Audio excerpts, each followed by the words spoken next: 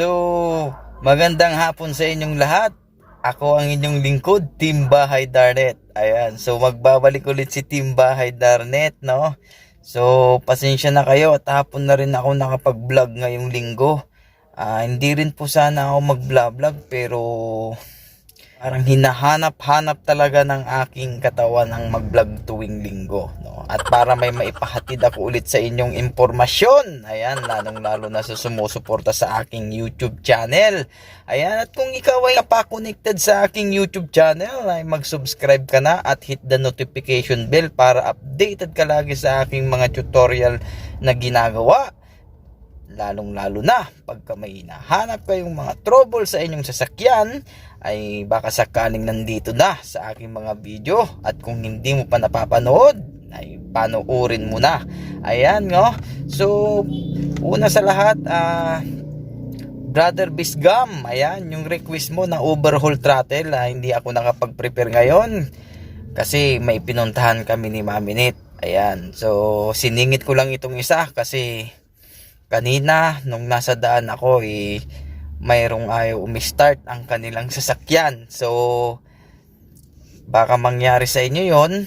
So ito na. Ayan, so tignan nyo ito guys, no? Ayan. So ayan guys, no? I-start natin.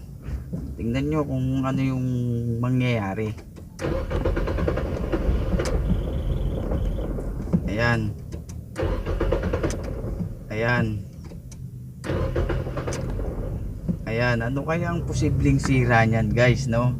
So usually ang una nating titignan dyan is yung fuel pump fuse. Ayan, so titignan natin yung fuel pump fuse.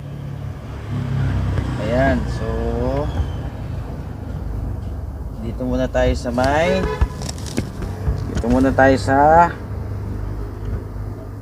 ayan, dito muna tayo sa fuse kasi ito yung pinakamadaling tignan eh.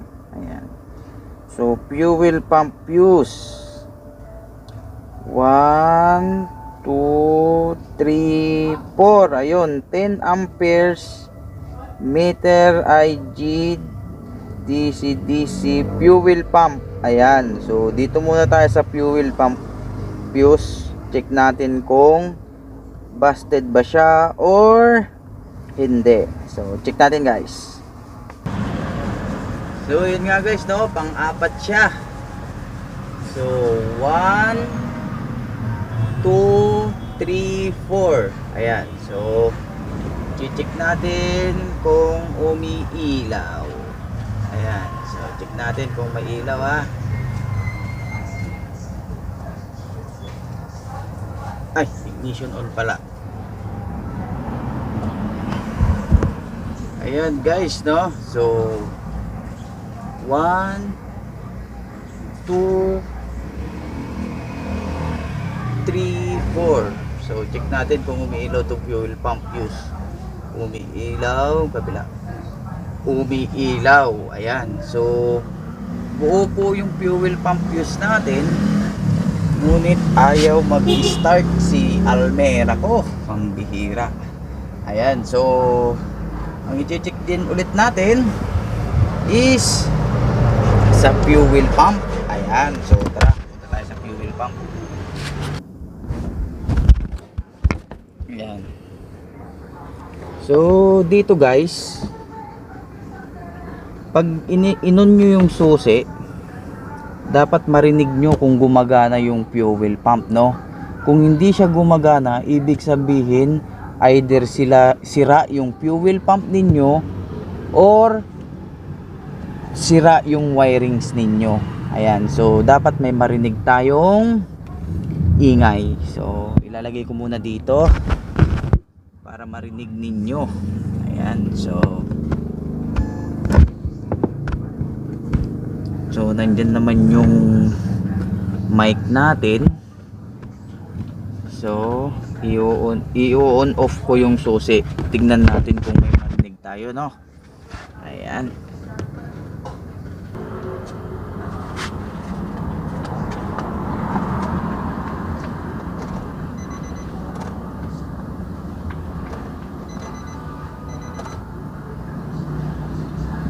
Ayan, no? Wala tayong naririnig na lagitik ng fuel pump. Hindi natin naririnig yung lagitik ng fuel pump. Ayan, no? Ayan, so wala.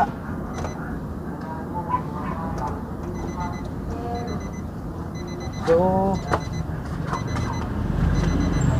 pag in-ignition on mo, dapat mayroon kang maririnig na ano ng fuel pump. So, tignan natin yung ayan. So, ang main suspect natin is dito tayo sa fuel pump, no? Kasi wala tayong naririnig na ingay. Ayan, no? So, dito muna tayo.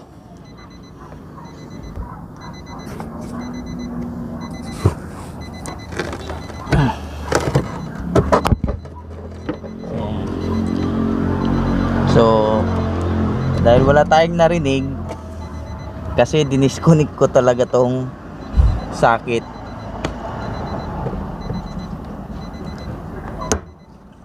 Yun nga guys, no, dahil kanina ayaw mag-start nitong sasakyan natin. So ang nakita kong sira dun is yung fuel pump. So hindi po siya nagbibigay ng fuel, kaya ayaw tumuloy sa pag-i-start yung ating sasakyan. Ayan. Bukod sa fuel pump fuse, mayroon din siyang fuel pump relay. Ayan. So i-check nyo rin po yun.